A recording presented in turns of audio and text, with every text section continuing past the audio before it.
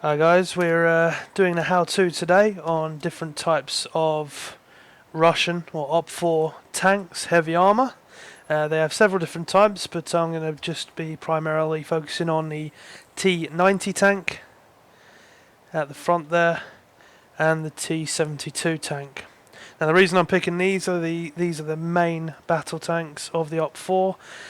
They do look very similar. I'm going to go over the differences now so you can tell what they look like and their strengths and weaknesses in the field. And again, as all these videos on how-tos, they'll be to do with the TOR mods that we use on our operations. TOR Core, TOR, obviously Core, RU and USMC mods that we use. Okay, first we're going to start off with the T-72. Now this is the older of the battle tanks. This is, well, it's a lot less armoured than its compatriot there. These tanks are still nonetheless very effective. They have 3 crew, a driver, a gunner and a commander. Now the commander's seat is up at the very top and you can see them there using that weapon. Now that is a DSH-KM. It fires 12.7mm rounds. Basically it's an effective anti-infantry weapon, but it's primarily used for anti-air. So remember, if you are coming up against a T-72, it does have anti-air capabilities and it will shoot you out of the sky. If you're in a very slow helicopter or even a quick helicopter, it can hit you as well, depending on how good they are. Now, at the very back of the tank, this is where you find the engine. This is also the most, I'd say, sparsely armoured position of the tank, so if you are able to get a rocket into this position, you will be able to disable it, if not destroy it. Again, the sides are a very good position to hit the tank, taking out the tracks, making it immobile, or hitting it at the very top here in the turret. The strongest portion of the armour is always at the front, and the front of the turret, which is protecting the crew. Now you can see here it's got a sabot turret that it uses as its main weapon. You can also see the smoke cartridges there. If it's taking fire, it will pop smoke and it will try and get out of there as soon as possible. Other than that, it is armed with a PKM, fires 7.62mm, and that is controlled, as well as the turret, by the gunner. Now these tanks can be taken out very easily, but they are very dangerous. But notable differences are the sort of rounded turret, looking sparsely armoured compared to its, well, it's better over here, which we're going to talk about now. Now this is the T90 tank. As you can tell, you can see there's armour plates on the front here. That's the first position where you can notice a difference. Now these are either armour plates that they have just decided to put on, or if they're keeping it true to what the T90 tank is, they will be ERA. Now ERA is basically explosive reactive armour. What that is it's basically an explosive charge surrounded by metal. When a rocket or a missile hits these positions, it detonates the explosives inside. That then pushes out the outer plate, pushing the rocket and the explosion away from the vehicle, thus not doing any damage to the hull. So that might be ERA there. T90 tanks in real life do have ERA systems, and I think these positions here are also supposed to be ERA, but I don't know whether Bohemia has actually been effective to it. Now, just like the T-72, it has 3 crew, has a commander there. It has a upgraded version of the previous weapon. This is basically a Cord 2A46. It still fires 12.7mm rounds, and it's still effective against infantry and also very effective against aircraft, so it does have anti-air capabilities. The commander also controls the smoke system. You can see the cartridges there where it pops smoke in a direction that he pops it. That basically, shrouds the tank so it can move out. Okay, other than that, we have got, again, PKM weapon, which is the machine gun there, you can see just next to the turret, and you've got the same standard turret as the T-72. Now the notable difference in this tank is it does have an ATGM rocket, reflex rocket. Now I'm just going to demonstrate the power of this rocket. It's controlled by the gun. You press F to change to rocket. Now, the Sabot rounds have about a 5-second reload time. These rockets have 30 seconds, but I'll tell you why it has 30 seconds, because of this destructive capability. It's a huge explosive round going off, and it will destroy most vehicles in the game, and I'll tell you what, it'll take out a lot of troops as well. So now we've actually gone over the differences over the two tanks. We're now going to go over how to actually take these tanks out and the best places to hit them. Okay, so we've already told the difference, or seen the differences between the T-72 and T90 main battle tanks for the Op 4 Russian side. We're now going to learn how to take them out. Now, I've got a weapon here, it's called a Sawmore, I call it SMAW. It's armed with HEAA, that means high explosive anti-armor rockets. This is the one most people use in our TOR practices, TOR Core, TOR USMC and TOR RU operations. I'm just going to use this weapon because it's nice and easy. It's not a missile, it doesn't lock on, it's a rocket, it's just a straight ahead version. Now you can see the reticles, or the recticles there. Basically, this missile will go down as you're firing it, just like a bow and arrow really. So use your gut feeling on where to aim it for. At this distance of about, what's that, about 70-80 meters, and I'm looking at the back of the T-72 tank. I'll aim it just a little bit above, have the second reticle and third reticle on the back of the tank. So we'll just fire and see how we do it. It should take 1 to disable it, and 2 to destroy it. Remember, there are 3 crew inside, so let's just see how we go. That's a hit. Now whenever you do fire these weapons, obviously if there is lots of enemy around, you want to reload and move away. I'm not doing that now, naughty me. So you don't get any comeback to your position. So yeah, that's the vehicle destroyed. We've hit it in the back twice. The first one would have disabled it. The second one has destroyed it, and it may have taken out all the crew as well, although I did see one of the crew dart off to the right. So 2 of the Sawmore rockets, anti-armor, at the back of a T-72 tank will definitely destroy it. Okay, so next we're going to have a look at hitting it from the side. Okay, so we've seen how to take out the T-72 from the back.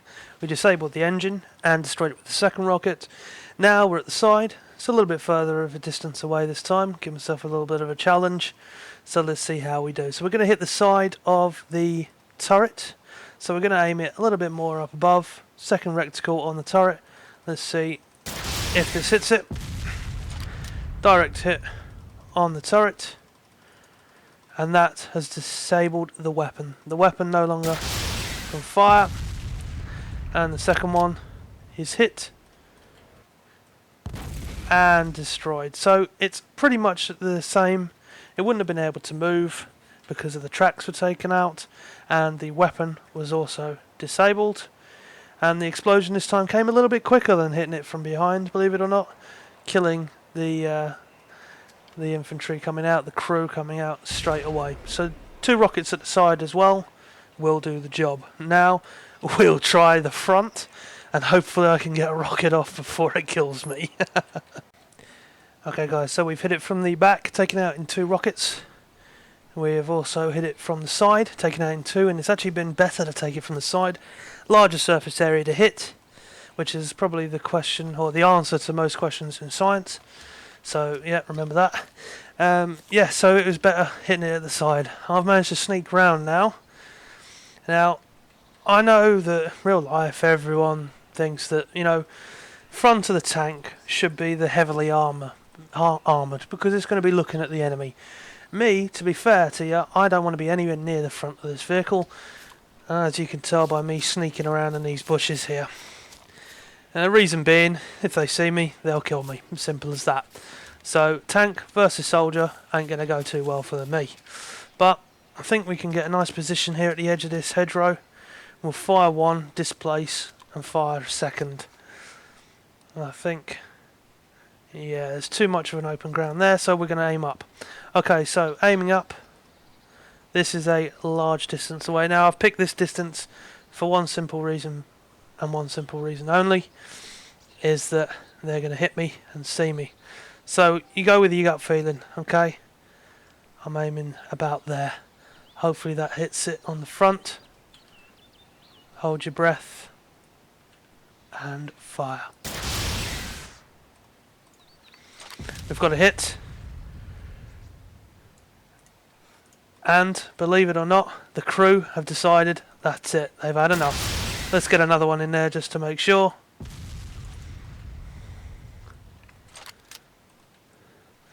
See, the tank is still... Oh, the tank went down.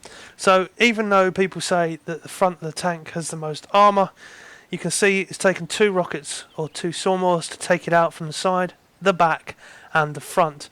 It's only on the front that it's actually made the crew do a runner. Now, I'm not saying ever to take out a tank from the front. If it is coming towards you, it's your only option. But it is a lot harder to get into position. It's a lot harder to hit them without them firing back. So that is how you take out a T-72. I'm now going to do the same thing with a T90, and I doubt I'll survive from the front, but we'll give it a go. Okay, so we've taken out a T-72, 2 rockets in the back, 2 in the sides, and 1 in the front made the crew run, and second one destroyed it. So this is a T90 tank. Now this is the bad boy of the group, and we're going to see how we do here. Again, go with your gut feeling. I'm remembering it's about that sort of reticle there. Let's get that fired off. So 1 round hitting the back has made the crew do a runner, quickly get a second in, take out the crew as well. And it's still alive, and it's just blown up now. So it has taken 2 rockets from behind on a T90 tank, showing that the armour on the back is still the same sort of armour that you have on the T-72 tank. So that has been a confirmed kill. 2 rockets into the back. We're now going to see what else we can do at the side of a T90. Okay, so now we're side on to the tank, the T90. See how many it takes from the side. Now, if that armour, as it suggests, is ERA armour, this may be a little bit harder to take it out with 2 rockets, but we'll give it a try. So again, using the sawmill, aiming it up, use your gut, fire. That's hit the tracks. That's definitely not going to do it, so they bail out. Oh, yes it is. There they are, they're out. Another one in there quick before they realise what's going on. And that, hopefully, should be a kill. Yeah, it's all messy. It's still there, it hasn't detonated. Oh, and there it goes. So it's still 2 rockets. This time it took longer for the detonation of the tank. But that may be because the first one went into the track. So you're looking at 2 sawmills again for a T90 to destroy it. Now let's see if we can hit it from the front. Here we go. Okay, so we're coming at the tank from the front again this time. Trying to be as careful as I can so that they don't spot me and finish me off. And I'll try and get the same position I had last time.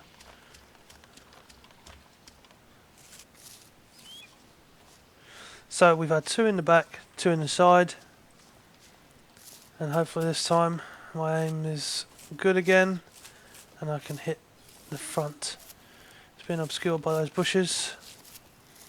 And the main thing is when you're engaging vehicles, unless it's coming trundling towards your team, ready to take you out, you have to take your time. It's the same with anything. Patience, patience, patience. Never go running in. Never want to be the first person to fire the round as well, believe it or not. I know everyone wants kills. At the end of the day, it's all about your team surviving. It's not about kills. Okay, so we're aiming up. Gut feeling tells me second reticle there. I can't remember what it was before from this sort of distance. So we're going to go for it. Hold your breath. Detonation in front of the tank. But it has hit. We'll get it a little bit higher this time. That's a definite hit. And that's crew down as well. But the tank is still there, still smoking. We've got one crew up. We'll get another one in. Come on, take it out. Third one. That's 3 rockets now. Waiting for a detonation of the tank. Still no detonation. Ah, there it goes. So, I suppose the T90 is just heavily armoured. More heavily armoured at the front.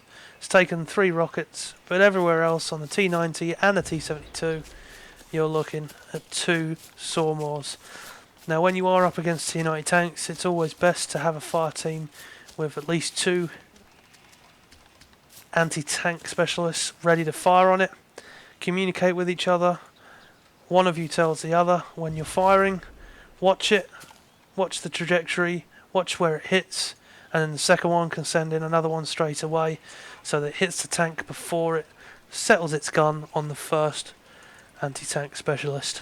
But that's it. That's my how-to on the T90 and the T72 main battle tanks, differences, and how to take them out. And then once again, this is all to do with the Torque Ormard. And once again, thanks for watching. See you again.